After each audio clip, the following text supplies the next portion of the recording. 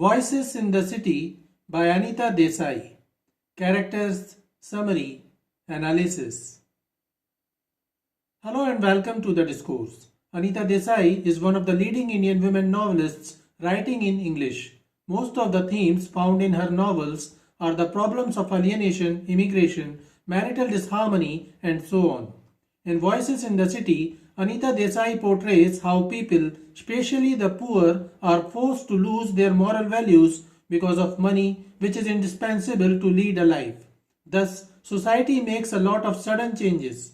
Voices in the City was published in 1965. Desai's protagonists are basically tragic and they fail indefatigably. They are psychologically disturbed, moody, self-absorbed, and confused in their manner and disjointed expressions. They are faced with an aggressive social environment and they fall into a state of passiveness. They share their experience and perceptions about life and try to search for the real meaning of life. The characters live a lonesome life and love privacy. The story of the novel is set in the city of Calcutta, India, and represents Calcutta as a place for bohemians. The story is about three siblings, Monisha, Nirod, and Amla. Characters of Voices in the City. Monisha is the eldest daughter of the family. She is a delicate person blessed with an extraordinary power of visualization. However, she fails to attain chances to develop and express her artistic streaks. She gets married at an early age and suffers disharmony in the mismatched married life. She fails to become a mother and thus this further stresses her life. Nirod is the only son of the family. He is a highly talented young artist and a struggling writer.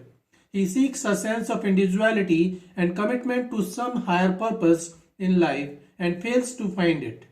He rejects the help of his rich mother in attaining a stable career while trying to establish himself as a successful artist on his own. Nirod is unique in his feelings and thoughts and seeks absolute freedom. Amla is the younger sister of Nirod and like her two elder siblings, she is a talented artist, a beautiful model and a writer. She arrives in Calcutta to find a career as a commercial artist, but soon she derails and begins seeking love and joy sans struggles, pain and suffering. The three kids spent their childhood at Kalipong, a hilly area in West Bengal, in a feudal family dominated by their mother. Their father was a drunkard who died of alcoholism. Their mother led a lonely life and then developed an affair with Major Chadda, one of their neighbors. All of them, especially Nirod, are too sensitive about this and don't like Mr. Chadda being close to their mother. David is one of the friends of Nirod who came to Calcutta after running away from his home in Ireland. Mr. Dharma is an aged artist, a painter who impresses Amla and befriends her. He develops an affair with Amla and she falls in his trap while searching for absolute love. Later on, she learns that he is a philanderer who doesn't even treat his own daughter well. Jeevan is Monisha's husband. He is a government servant and he is insensitive towards Monisha. He believes that women are expected to serve their husbands and their families, rear their husbands' kids, and take care of home. Hari is a childhood friend of Monisha. Ela is the wife of Nirod. Rita is Nirod's aunt, his father's younger sister, who is a scientist. Summary of Voices in the City. Nirod is working as a news reporter for a newspaper in Calcutta. He doesn't like his job much and thinking of quitting because he has reached the limit where it has become impossible, physically impossible to work under any man. Furthermore, he finds no creativity in his job and considers it senseless. He remembers his childhood days at Kaligong where he was so happy with his two sisters. However, after the death of their father, he couldn't accept the growing bonhomie between his mother and their neighbor Major Chadda. He always found a feeling of antipathy against Mr. Chadda. He left Calcutta for higher studies. His mother is still living in Kaligong and when she learns that he has left his job, she offers help in finding a better job but he rejects her help. He seeks complete freedom so that he may experiment with his creative ideas and thus he decides to launch his own magazine. Though he enjoys initial success with his new magazine, He fails to attain a track of readers in the absence of proper advertisement, and thus his magazine begins to flounder and fold back. He tries his hand at writing a play. However, all his attempts fail as his magazine folds and his play is rejected by theatre groups. He begins to equate the city of Calcutta with the goddess Kali, a deity of destruction that kills creativity and self-expression. Nirod is married to Ila.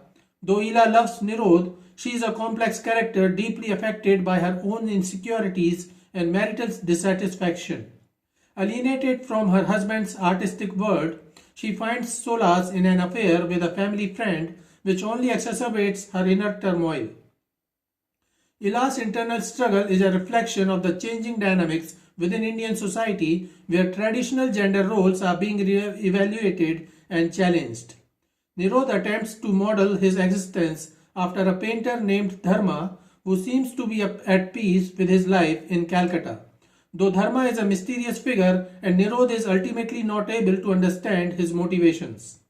During all these troubles, his elder sister Monisha, who is also living in Calcutta, offers solace to him. Nirod always found Monisha cheerful and caring towards him.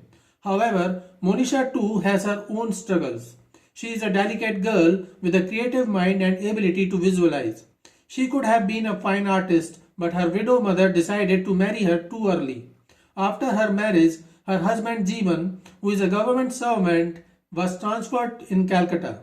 Thus, Monisha and her husband, along with her mother-in-law and sister-in-law, shifted to Calcutta. Monisha has been married to Jeevan for the last 3 years.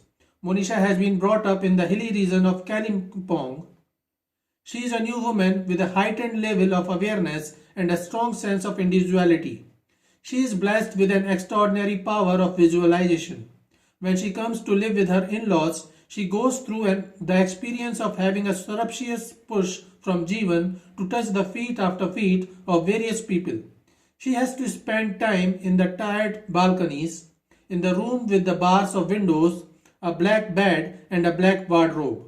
The entire description makes it clear that the environment creates a cold response and threat in her and makes her feel like a prisoner. Monisha finds herself a misfit in this new house, and as she is a well-educated, peace-loving, self-absorbed woman with a philosophic bent of mind, she fervently wishes for her solitude and privacy. Monisha finds a cramped atmosphere at her husband's place. Added to this is the indignity of being unable to bear a child because her fallopian tubes are blocked. She feels really embarrassed when her sister-in-law discusses her ovaries and theirs. This is the encroachment on someone's private life, and Monisha disapproves of this very attitude. She feels like being objectified in the atmosphere of indifference. Through her acts and thoughts, Monisha seems to challenge the popular belief of the confinement of a woman in 4 walls of a house enjoying motherhood. She seeks individual freedom and ways to express herself. However, she finds none. She begins to feel as if marriage is a tomb for her. She remembers Rita, her aunt, who is a scientist. Rita abandoned her family to pursue her career. However, Monisha doesn't have a career, nor her brother or younger sister are yet stable enough to support her. She has no option. Amla is the younger sister of Nirod, who too came to Calcutta to establish herself as a successful commercial artist. She is a young knave and very hopeful at the beginning. However, as she faces the stark realities and competition in the market, she begins to crumble. She meets Monisha and Nirod and finds that both have changed with time. Amla becomes anxious about the unpleasant change that has come over Monisha and Nirod after they arrive in Calcutta. She begins to suffer from a sense of loneliness. She also encounters Dharma, and he has a greater effect on her.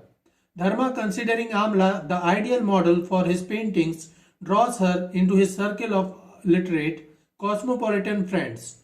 Amla begins to feel this is a chance for success and is excited about it. She begins seeking absolute love and protection with Dharma. She meets her elder sister and discusses her issues with her. Monisha tells her younger sister Amla that there must be someone in someone's life who reciprocates and responds. And this response this reciprocation should be silent, discreet, pure, untouched, and untouchable. But she makes it clear that this reciprocation makes some demands, obligations, extortions, untruths, and bullying. Amla fails to understand that Monisha is talking about her own struggles. She decides to compromise in her relationship with Dharma. However, she soon learns Dharma is a philanderer who treats his daughter poorly. She soon gets tired of the coterie of the cynical artists and begins maintaining a distance. Monisha begins to completely lose herself when her sister-in-law deliberately takes control of her bedroom. The situation becomes alarmingly perplexing for Monisha when one of her sister-in-law comes to her room and asks her to show saris in her wardrobe. And when she throws open the wardrobe, the lady gets amused and shocked to find Kafka, Hopkins and Dostoevsky etc. instead of saris there. Monisha does not relate to the shocking behavior of her sister-in-law. She finds herself a complete misfit. One day, Monisha learns that Nirod is seriously ill and has been admitted to the hospital. Though Nirod's mother could have paid the bills easily, he didn't wish to take her help. Monisha takes her husband's money from the cupboard without his permission to pay the hospital bill for Nirod. While she is ridiculed and castigated for not being able to become a mother, she suffers a heartbreak when she is accused of theft in her own house. She finds that even her husband doesn't support her and remains insensitive towards her. She continues to play the role of a dutiful and devoted wife. However, internally, she is in deep turmoil due to the ugliness of her surroundings. She is unable to bear a child, one of her primary duties as a wife, which she interprets as an unwillingness to bring another life into a world that seems to her ugly and meaningless. While she doesn't express her melancholic and depressive thoughts to anyone, she registers them in her diary. Monisha locks herself in the bathroom and immolates herself to death. When Nirod and Amla come to know about the incident, they are shocked and in disbelief. Monisha used to be the source of solace, strength, and inspiration for them. However, when they get her diary to read, they learn how difficult her own situation was. Monisha's death gives a new perspective to Amla, who begins to take more interest in her dull job in the advertising sector and tries to adjust to the boring life of Calcutta. She begins taking an interest in making illustrations for a translation of the Panchtantra. This piece of ancient Indian political philosophy appeals to her because she finds its message meaningful and its way of being conveyed through fables about animals to be interesting and creative. Meanwhile, Nirod is still struggling against his existentialist crisis. He feels that Monisha is a martyr who has met a splendid death. Her death gives him a glimpse of the secret of life and death. He feels elevated to an unimaginable high vantage point where he can see the whole fantastic design of life and death, of incarnation, followed by reincarnation, of unconsciousness, turning into consciousness of sleep, followed by waking. However, he is troubled by the prospect of meeting and facing his mother again, who is expected to visit Calcutta to meet the family of Monisha, her dead daughter. He tells Amla that he has been sentenced to death. I am prepared and waiting for it. I have heard her approach death, Kali. While she watches, I grow more and more vividly alive by the minute and also closer and closer to my death. A visit from his mother finally resolves his conflict when Nirod has a dream of his mother as Kali and recalls that the goddess with destructive powers also has the power to preserve what is important. So this is it for today. We will continue to discuss the history of Indian English literature. Please stay connected with the discourse. Thanks and regards.